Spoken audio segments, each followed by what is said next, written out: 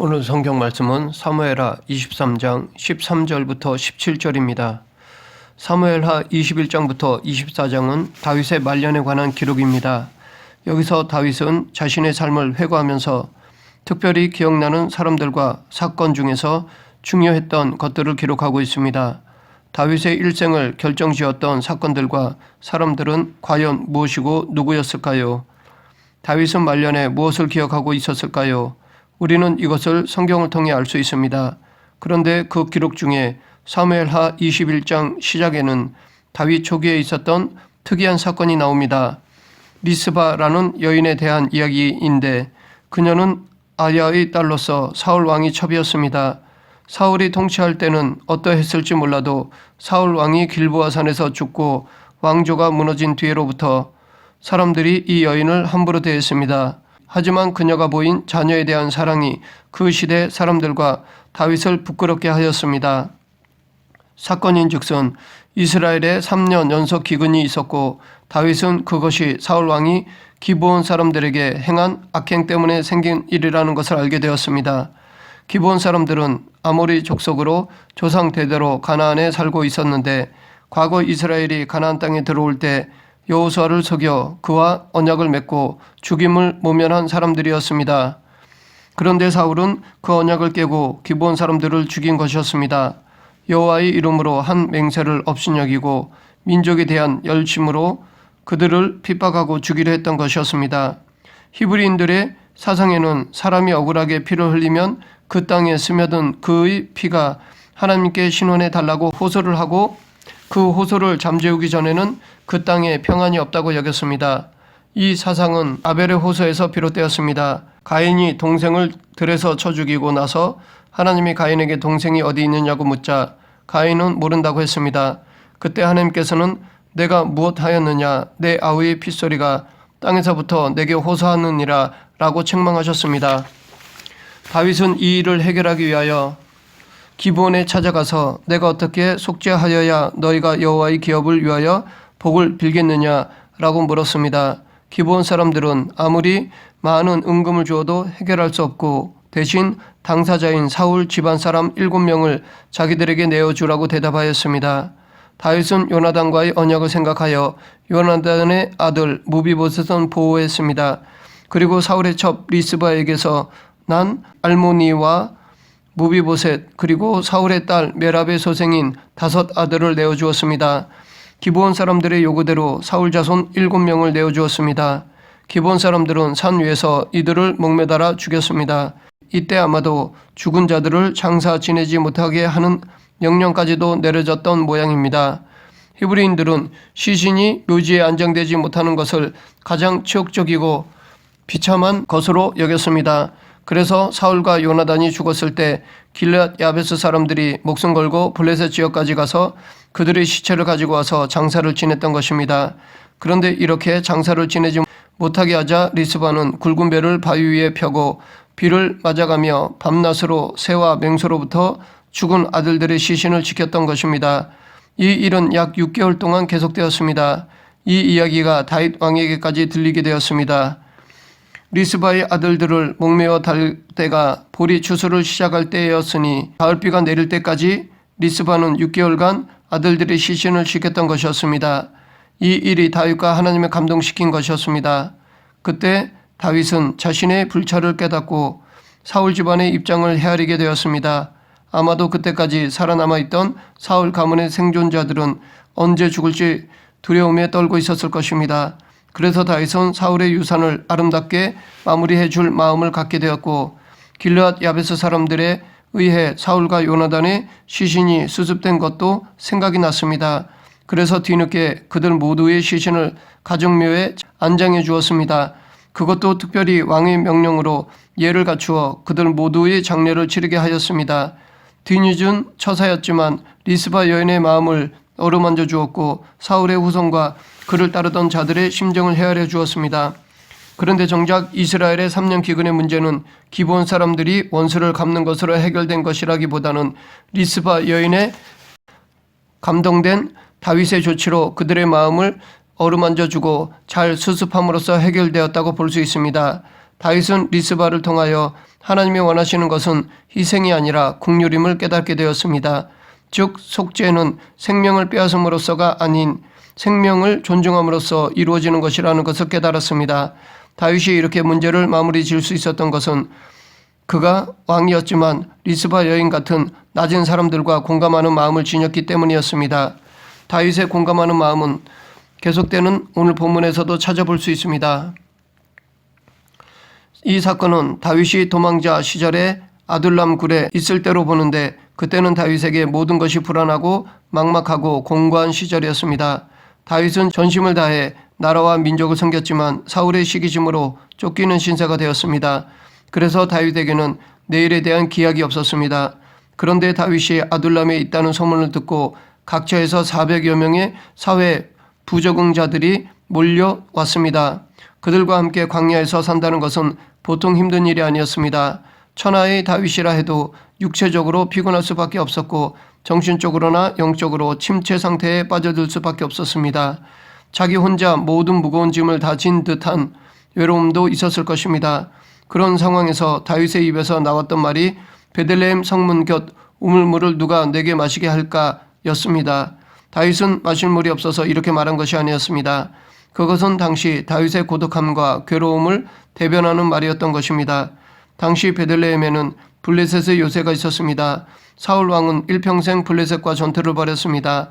블레셋의 위세는 대단했습니다. 블레셋은 가나안에 살고 있던 이스라엘이 강성해지지 못하게 허리를 끊으려고 남쪽과 북쪽 지파의 중간 지점을 점령하고 그것에 수비대를 둠으로써 서로 간의 왕래를 차단하여 힘이 통합되는 것을 막으려 했습니다.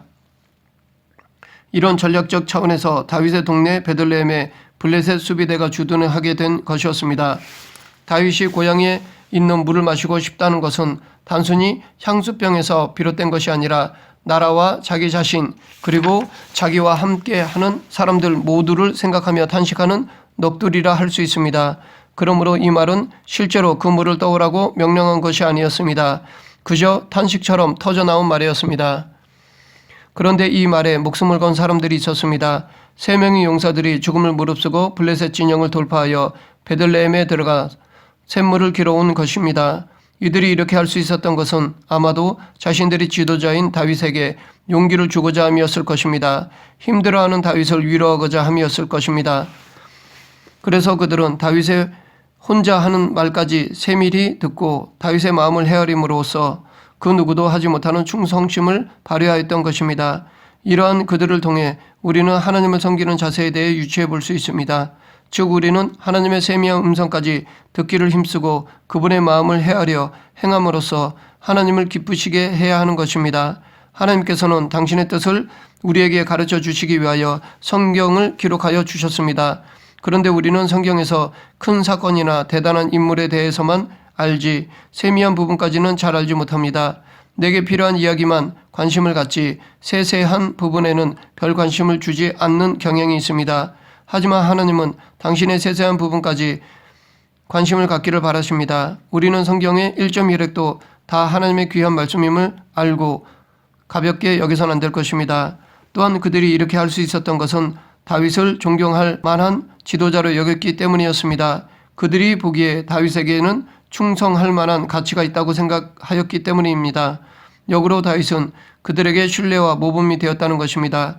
목숨을 바쳐도 아깝지 않은 지도자였다는 것입니다. 그만큼 다윗은 지도자로서의 훌륭한 인격을 갖추었습니다. 그리고 실제로도 이렇게 다윗에게 충성했던 아비새는 그 세 사람 중에 우두머리가 되어 그들 중에 가장 존귀한 자로 여김을 받는 명예를 누렸습니다. 그리고 브나야는 다윗의 시위대장 즉 왕의 경호실장에 오르기까지 하였습니다. 물론 그들은 이러한 보상이 없다고 해도 다윗에 대한 의리와 도리를 지켰을 것입니다. 반면에 그 행위에 따라 적절히 보상을 해줄 줄 알았던 다윗의 태도는 그들의 마음을 더 뿌듯하게 하고 또한 더욱 충성하게 하는 계기를 제공하여 주었다고 봅니다. 이는 우리가 세상의 일을 함에 있어서도 마찬가지입니다. 사회에서도 자기가 맡은 일에 충성과 열심을 다하는 자에게는 언제든지 인정받고 귀히 여김을 받게 됩니다. 세상에서 충실한 사람에게도 이처럼 상급이 있다면 하나님 나라를 위하여 충성을 다하는 사람들이 누리게 될 상급은 이 세상의 것과는 비교되지 않을 정도로 클 것입니다. 우리가 하나님 나라를 위하여 충성하면 다윗의 신복들이 누렸던 상급보다 비교되지 않는 크고 놀라운 영원한 상급이 주어질 것입니다. 이들의 충성에 대한 다윗의 반응을 보면 다윗은 그 물을 마시기를 기뻐하지 아니하고 여호와여 내가 나를 위하여 결단코 이런 일을 하지 아니하리이다. 이는 목숨을 걸고 갔던 사람들의 피가 아니니까 라고 고백하였습니다. 다윗은 자기의 신중치 못한 말로 인해 그들의 생명을 잃게 했을지도 모를 그 일을 깊이 뉘우치고 그 물을 하나님께 부어드렸습니다. 다윗이 이와 같이 한 것은 자기의 부주의로 인하여 그의 부하들을 위험에 내몬 일에 대한 회개요. 아무리 개인적인 말이라 하더라도 온전치 못한 것에 대한 책임을 느낀 것이라 할 수 있습니다. 다윗은 자기의 말에 대해 책임을 절실히 느끼고 회개했습니다. 다윗처럼 자기 말에 책임을 지는 것은 쉽지 않습니다. 왜냐하면 사람은 급한 대로 말을 내뱉기는 쉬워도 그 말을 실천하기란 어렵기 때문입니다. 특히 오늘날 위정자들에 있어서는 오히려 적당히 거짓말을 할 줄 아는 것이 뛰어난 정치술인 양 여겨지고 있기까지 합니다. 그러나 자신이 한 말에 책임을 지지 않을 때 그 사회는 부패하여져서 하나님의 진노와 심판이 임하게 된다는 사실을 우리는 명심해야 합니다. 그래서 예수님께서도 마태복음 23장 3절에서 우리들에게 바리새인들의 말만 하고 실천하지 않는 태도를 경계하라고 하셨으며 또한 내가 너에게 이르노니 사람이 무슨 무익한 말을 하든지 심판날에 이에 대하여 신문을 받으리니 내 말로 의롭다 하심을 받고 내 말로 정죄함을 받으리라 라고 경고하셨습니다. 그러므로 우리는 함부로 말을 하지 않아야 하겠고 될 수 있으면 그 말을 실천하고자 수고해야 합니다. 한 예로 모세와 대결했던 바로 왕을 보면 그는 모세가 자기 앞에서 재앙을 행할 때면 움찔해져서 이스라엘 백성들을 보내겠다고 하였다가도 뒤돌아서면 그 말을 취소하기를 반복하였습니다. 그러다가 결국 장자까지 있는 재앙을 당하고 말았습니다. 우리도 이렇게 자기 말에 무책임한 자가 되어 하나님의 심판에 이르지 말고 자기 말에 책임을 져야 할 것입니다. 물론 자기 의지와 상관없이 말한 것을 지키지 못할 때가 있는데 그것은 어쩔 수 없습니다. 천재지변이나 인간의 한계는 어쩔 수 없습니다. 이 외에는 책임의식을 가져야 할 것입니다. 다윗은 자기가 탄식조로 넋두리로 한 말에 목숨을 걸고 물을 떠온 사건을 통해 자신의 경솔함을 깨달았습니다. 이렇게 다윗은 자기의 잘못을 깨달으면 언제든지 인정하고 고백하였습니다. 책임을 회피하려고 거짓말하거나 우기지 않고 정직하게 인정하고 철저히 회개하였습니다. 그가 이렇게 할 수 있었던 것은 자기 주변에서 일어나는 일들을 통해 항상 자기 삶을 성찰하는 자세를 가졌기 때문입니다. 그리고 자기에게 잘못이 있을 때는 하나님께 철저히 회개하는 믿음이 있었기 때문입니다. 이런 자세는 왕이 되어서도 계속되었습니다. 다윗은 자신의 부족함이나 죄를 깨달으면 언제든지 그것을 인정하고 철저히 돌이켰습니다. 사실 다윗도 연약한 인간인지라 완벽하지 못했고 그 역시 허물이 적지 않았던 사람이었습니다. 주지하다시피 다윗이 자기의 충신 우리아의 아내 밧세바를 범한 일이나 그 일을 숨기기 위해 우리아를 죽인 일은 큰 악이었습니다. 그래서 그는 하나님께 징계를 받아 아들 압살롬을 통해 수모와 고난을 겪어야 했습니다. 또한 사탄에게 격동되어 인구조사를 벌였다가 큰 재앙을 당하기도 하였습니다. 이처럼 우리와 별다를 것이 없어 보이는 다윗이었음에도 성경은 그를 의인의 표상이라고 말하고 있습니다. 그 이유는 비록 그는 완전한 사람은 못 되었지만 회개에 있어서만큼은 온전하였기 때문이었습니다. 그의 온전한 회개의 모습은 밧세바의 일로 책임을 받게 되었을 때 눈물로 그 심상을 적시며 회개하였던 것으로 드러났고 인구조사로 인한 징계를 받을 때도 하나님께 번제를 드리며 회개하였던 것으로 증명되었습니다. 다윗 역시 연약하여 범죄하기 쉬운 사람이었고 그 행위 또한 결코 완전치 못하였습니다. 하지만 그에게는 온전한 것이 하나 있었는데 그것은 바로 잘못을 깨달았을 때에는 즉시 인정하고 철저히 회개할 줄 아는 것이었습니다. 바로 이것이 하나님이 그를 기뻐하시는 이유 중에 하나였습니다. 하나님은 우리의 행위가 완전할 수 없다는 것을 잘 아십니다. 죄로 오염된 인간은 언제든지 실수할 수 있고 죄에 빠질 수 있기 때문에 하나님은 우리에게 완전한 행위를 기대하지 않으십니다. 그렇다고 죄를 인정하시지도 않으십니다. 그렇기 때문에 우리는 우리의 행위가 완전할 수 있도록 최선을 다해야 하고 하나님께서도 그 수고와 노력을 원하십니다. 하나님은 우리의 완벽한 행위를 요구하시기보다는 온전한 회개를 바라십니다. 그러므로 비록 행실은 완전하지 못하다 하더라도 회개에 있어서만큼은 온전한 사람이 되어야 할 것입니다. 이 사건에서도 다윗은 자신의 부주의한 말로 인해 목숨을 걸고 우물물을 떠온 세 사람을 통해 자신의 잘못을 인정하고 그들의 충성심에 감동을 받았습니다. 그리고 그들이 충성했던 의도도 깨달았습니다. 그래서 다윗은 더 이상 약해질 수가 없었습니다. 이들의 행동을 통해 더더욱 힘을 내야 한다는 것을 알았습니다. 다윗은 그들과 공감하는 마음을 가졌습니다. 그로 인해 다윗은 광야에서의 고독하고 괴로운 상황을 이겨낼 수 있었습니다. 다윗은 부하들이 떠온 물을 마시지 않고 그 물을 생명의 피로 여겼습니다. 그리고 다윗은 여호와께 신성한 예물로 이 피 같은 물을 관제로 부어드렸습니다. 생명을 상징하는 피를 여호와께 드리듯이 그 물을 드렸습니다. 이렇게 함으로 세 용사의 용감한 행위를 인정하고 그들의 충성을 치하한 것이었습니다. 이 일을 통해 다윗과 그와 함께하는 공동체는 새로운 힘을 얻었고 더더욱 화합하고 단결하는 계기가 되었을 것입니다. 이런 아름다운 내용이 있었기에 다윗은 말년에도 이 사건을 기억하여 공식적인 역사로 기록하였던 것입니다. 다윗은 용맹한 자기 부하 6명에 대해 말하다가 사무엘하 23장 후반부에는 또 다른 사람들의 명단을 기록하고 있습니다. 그들도 다윗의 용사들로 총 31명입니다. 앞에 6명과 도합하면 37명입니다. 여기서 알 수 있듯이 다윗은 독불장군이 아니었습니다. 베들레헴 2세의 아들로서 목동 출신인 다윗이 왕이 된 것은 하나님의 선택하심과 섭리 때문이었지만 그 과정에는 수많은 용사들의 헌신과 충성과 희생이 있었습니다. 다윗은 그 공로자들의 명단을 작성함으로써 그들에게 공을 돌렸습니다. 여기서 우리가 유념해 볼 인물이 2명 있습니다. 한 명은 명단의 제일 마지막에 나오는 햇사람 우리야입니다. 그는 밧세바의 남편, 다윗이 간음하고 빼앗은 여인의 남편, 다윗에 의해 죽은 장수였습니다. 다윗은 왜 여기서 자신의 치부와 범죄를 드러나게 하는 우리야를 기록하고 있을까요? 창피한 사건이라서 슬그머니 뺄 수도 있었음에도 불구하고 다윗은 평생 그를 기념했습니다. 비록 한순간 여인의 눈이 멀고 범죄한 사실을 덮기 위해 그를 죽음으로 내몰았지만 우리야의 공과 그의 충성스러움을 잊을 수가 없었기 때문입니다. 반면에 아무리 찾아보아도 다윗 시대의 최고의 실세요 군사령관이었던 요압에 대한 언급은 그 어디에도 없습니다. 그에 비해 덜 중요하다고 보이는 요압의 아우 아비새와 아사엘은 나오는데 정작 요압에 대한 소개는 없습니다. 이것은 실수가 아니라 의도적인 것이라 할 수 있습니다. 요압은 다윗의 말년에 기억되지 않았습니다. 그 이유는 요압이 다윗과 함께 하면서도 마음은 다른 곳에 있었기 때문입니다. 그는 자기 주장이 강해서 독단적이며 잔인하였고 때로는 다윗을 무시하고 월권하였습니다. 아브넬을 죽임으로 통일 왕국을 이루지 못할 위기를 초래했고 솔로몬이 아닌 아도니아를 왕으로 세우려 하였습니다.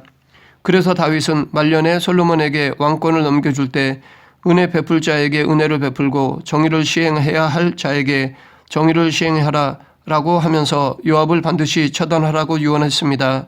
요압은 성품과 기질이 다윗과 달랐고 세계관과 신앙도 달랐습니다. 그는 단지 다윗을 왕으로 세워 자신도 영화를 누려보려는 동기에서 그리고 가까운 친척으로서 다윗과 함께했던 사람이었을 뿐이었습니다. 결국 요압은 하나님의 뜻에 거스르는 일에 나섰다가 비극적인 처해를 맞게 되었습니다. 그런데 여기에 특이한 점이 또 한 가지가 있습니다. 이 37명의 사람들 중에는 이스라엘 출신보다는 이방인 출신이 더 많다는 사실입니다. 이는 곧 이스라엘의 왕 다윗이 자기의 측근으로 이방인 출신들도 많이 두고 있었다는 것입니다. 이렇게 다윗이 이방인들을 자기의 곁에 거느리고 있었던 것은 다윗이 그들의 외모나 출신 성분을 본 것이 아니라 그 재능과 충성심을 보고 그들을 등용했기 때문입니다. 하나님의 사람 다윗에게 있어서 인재를 등용하는 기준은 그 삶의 내면과 중심이지 외모나 출신 성분이 아니었습니다. 알고 보면 본인도 기름 부음 받을 때 하나님이 그 중심을 보셨습니다. 이와 마찬가지로 예수님께서는 우리를 선택하시는 데 있어서 우리의 세상적인 출신 성분을 보지 않으셨습니다. 사실 우리는 구약의 시선으로 보면 이방인으로서 하나님의 은혜와는 거리가 먼 사람들입니다. 성경에서 이루는 바와 같이 우리는 하나님의 구원과는 거리가 먼 본질상 진노의 자녀였으며 허물과 죄로 죽었던 자들입니다.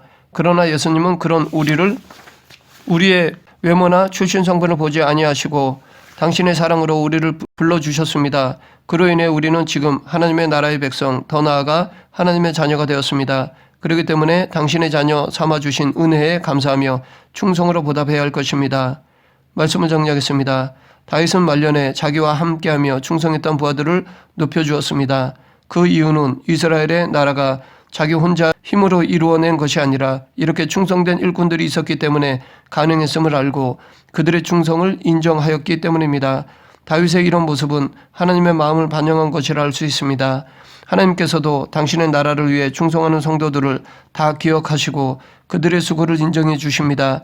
세상 사람들은 몰라주어도 하나님은 사소하고 작은 충성까지도 기억하시며 귀하게 여겨주십니다. 그러므로 우리도 다윗에게 충성했던 부하들처럼 하나님께 충성하는 성도가 되어야 할 것입니다. 이 세 용사가 목숨 바쳐 다윗에게 충성한 것처럼 만왕의 왕이신 하나님께 목숨을 바쳐 충성할 수 있는 저와 여러분이 되길 간절히 축원합니다. 기도하겠습니다. 사랑과 은혜가 풍성하신 하나님 아버지, 다윗의 용사들처럼 하나님께 충성하는 그리스도인이 되기를 원합니다. 저희들의 연약함을 붙잡아 주셔서 강하고 담대한 하나님의 군사가 되게 하여 주시옵소서. 예수님 이름으로 기도드립니다. 아멘.